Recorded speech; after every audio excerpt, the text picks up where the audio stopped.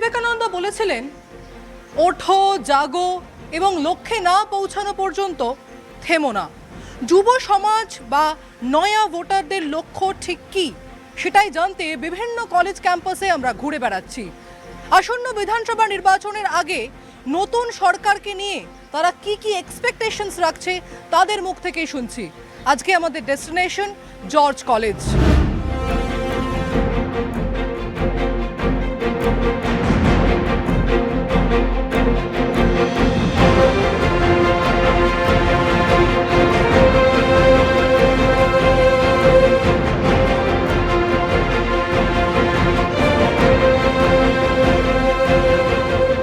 ক্যাম্পাসের কম্পাস নিয়ে আমি প্রীতি রয়েছি আজকে জর্জ কলেজে। এখানকার পড়ুয়াদের সঙ্গে কথা বলবো। অন্যান্য কলেজের থেকে এই কলেজের পড়ুয়ারা একটু অন্যরকম, কারণ যাদের সঙ্গে আমরা কথা বলবো তারা সকলেই মিডিয়ার স্টুডেন্ট, অর্থাৎ সাংবাদিকতা নিয়ে পড়াশোনা করছে। আসন্ন বিধানসভা নির্বাচন এবং নতুন সরকারকে নিয়ে তাদের কি বক্তব্য, কারণ তারা পরবর্তী থেকে কিন্তু এই যে আমাদের ইন্ডাস্ট্রি রয়েছে সেই ইন্ডাস্ট্রির পার্ট হতে চলেছে। তারা কি ভাবছে নতুন সরকারকে নিয়ে এবং আসন্ন বিধানসভা নির্বাচন নিয়ে, আজকে সেটাই জানবো।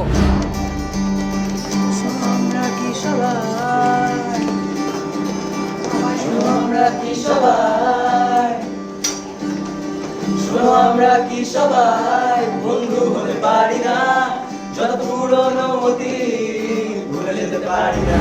জর্জ কলেজের মিডিয়া ডিপার্টমেন্টে ঢুকে গেছি এবং এখানকার পড়ুয়াদের সঙ্গে আমরা কথা বলবো। একদিকে যখন আমরা কি সবাই বন্ধু হতে পারি না এই গান হচ্ছে, তখন ঠিক রাজনৈতিক দলগুলো তারা কি সত্যিই বন্ধু? তারা কি বন্ধুত্বপূর্ণ যে লড়াই সেই লড়াই করছে? জেন জিরা বা নয়া ভোটাররা কি ভাবছে, তাদের সঙ্গেই কথা বলবো। আমি প্রথমে একটু বসে গানটা শুনে নিই।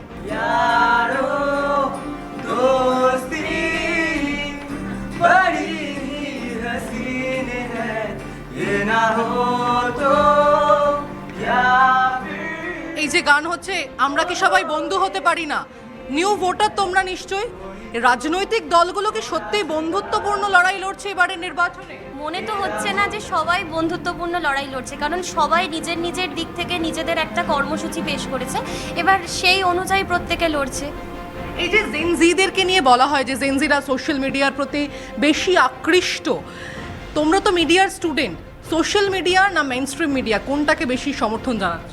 সোশ্যাল মিডিয়া থেকে আমরা আপডেটেড থাকতে পারি যে কি হচ্ছে না হচ্ছে, কিন্তু বাকি ধরতে গেলে তো ফোন বা যাই বলো না কেন, এগুলো তো আমাদের দৈনন্দিন তো সব কিছুরই অংশ, কারণ পিডিএফ সব তো ফোনেই চলে আসে না, তো এগুলো পড়তে তো হয়। একদিকে যখন গান হচ্ছে অন্যদিকে আঁকা চলছে। আচ্ছা, এই যে ছবি আঁকা চলছে, কি মনে হয় সোশ্যাল মিডিয়া নাকি মেইনস্ট্রিম মিডিয়া? যেহেতু তোমরা মিডিয়ার স্টুডেন্ট, পরবর্তীকালে হয়তো তোমরা এই যে আমাদের ইন্ডাস্ট্রি সেটার পার্ট হতে চলেছো, সোশ্যাল মিডিয়া নাকি মেইনস্ট্রিম মিডিয়া? সোশ্যাল মিডিয়া কেন, কিছুটা সোশ্যাল মিডিয়া থেকেও আমরা নিই, কিছুটা মিনস দুটোতেই বজায় রাখা, ব্যালেন্স করা আমার মনে হয়। এই যে বলা হয় জেনজিরা তারা সোশ্যাল মিডিয়ার প্রতি বেশি আকৃষ্ট, ইনফ্লুয়েন্সড হয়, সত্যি ইনফ্লুয়েন্সড হও? না, আমি যদি এখান থেকে বলতে পারি যে সোশ্যাল মিডিয়া থেকে আমরা তো অনেক তথ্য পাই, এখন অ্যাপ হয়ে গেছে অনেক কিছু, কিন্তু আমরা কিন্তু নিউজ পেপারটাও পড়ি, সেখান থেকেও জানি, দুটো থেকেই কিন্তু আমরা জানছি। ফোন নাকি খবরের কাগজ, টেলিভিশন, কোনটাকে? খবরের কাগজ, কারণ ফোনে মাঝে মাঝে কিছু তথ্য ভুলও হয় বা কিছু কিছু এআইও হয়, যেটা খবরের কাগজে অতটা হয় না, সেখানে খবরের কাগজটাই বেশি রেফার করি আমি। এখানে নিউ ভোটার্স কারা রয়েছে, অর্থাৎ এবারের নির্বাচনে কারা, অনেকগুলো হাত উঠছে। আমি তোমার থেকে জানতে চাই যে কি এক্সপেকটেশন থাকবে, কি ডিমান্ড থাকবে নতুন সরকারের? কারণ জেনজি আমরা দেখেছি অনেক দেশের ক্ষেত্রে জেনজিরা অনেক বড় ভূমিকা পালন করেছে।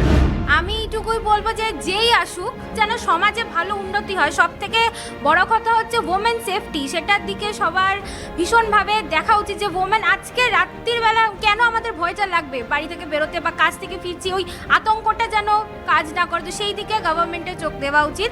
আর দ্বিতীয়ত হচ্ছে law and order should be equal for everyone. তুমি নিউ ভোটার, পুরুষ হিসেবে কি ডিমান্ড থাকবে? ও মেয়েদের কথাটা বললো, ছেলেদের বক্তব্যটা তুমি যদি বলো। আমার ক্ষেত্রে সব থেকে বড় বিষয় হচ্ছে যে আমরা পুরুষরা দয়া নয়, আমরা সুযোগ চাই। কারণ আজকে আমাদের মা বাবারা এত খরচা করে আমাদের পড়াশোনা করাচ্ছে, আমরা কষ্ট করে পড়াশোনা করছি, আমাদের ভবিষ্যৎটা যেন আমরা সিকিওর করতে পারি।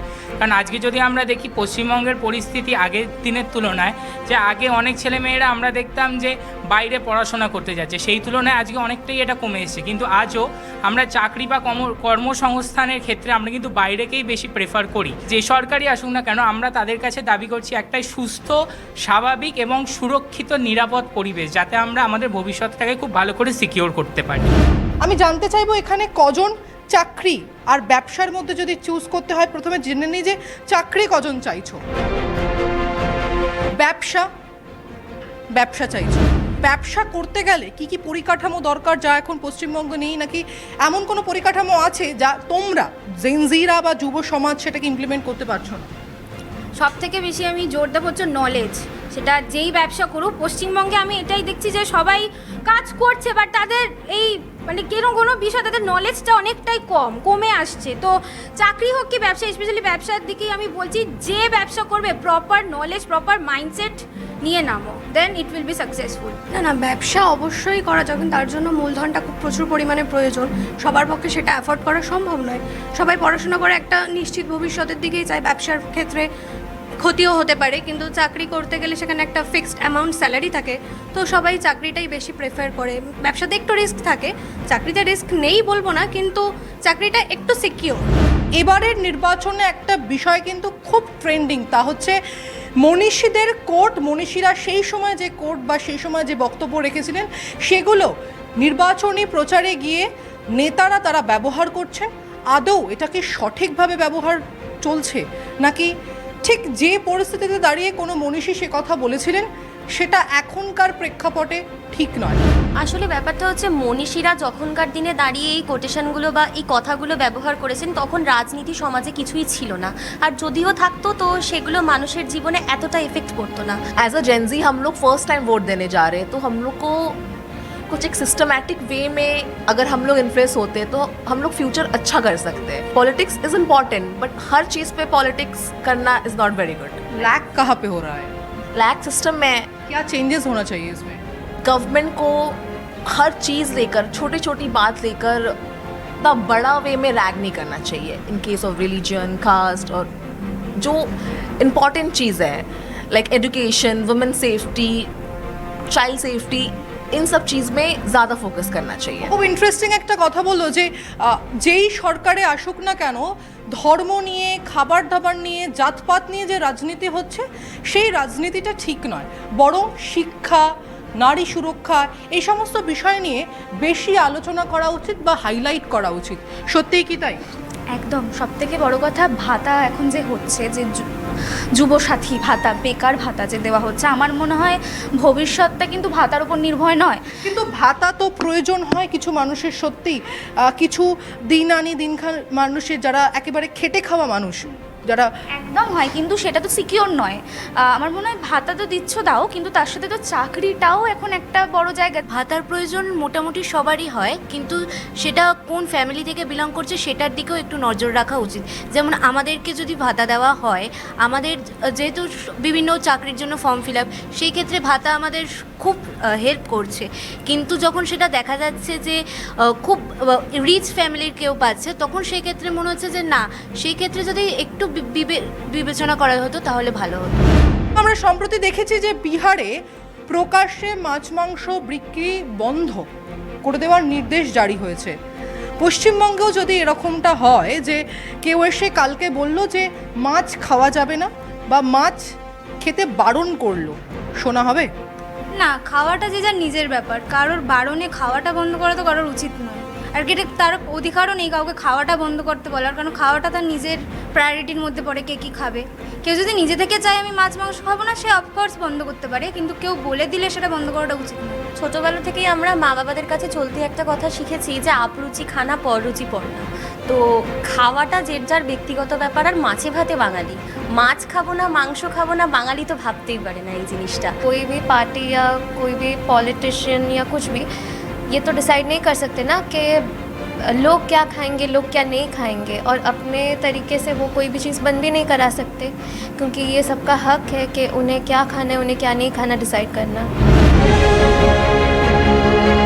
এতক্ষণ ধরে আমরা জর্জ কলেজে যারা সাংবাদিকতা নিয়ে পড়াশোনা করছে সে সমস্ত পড়ুয়াদের সঙ্গে আমরা কথা বললাম। পড়াশোনা থেকে রাজনীতি কিংবা খাবার দাবার কে কী খাবে সে সমস্ত নিয়ে তাদের সঙ্গে আলোচনা করলাম।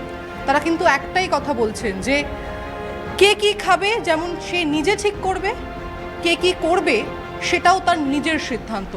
আর এটাই পশ্চিমবঙ্গ। পরবর্তীতে যেই সরকার গড়ুক না কেন তাদের যে স্বাধীনতা সেই স্বাধীনতা যেন জারি থাকে।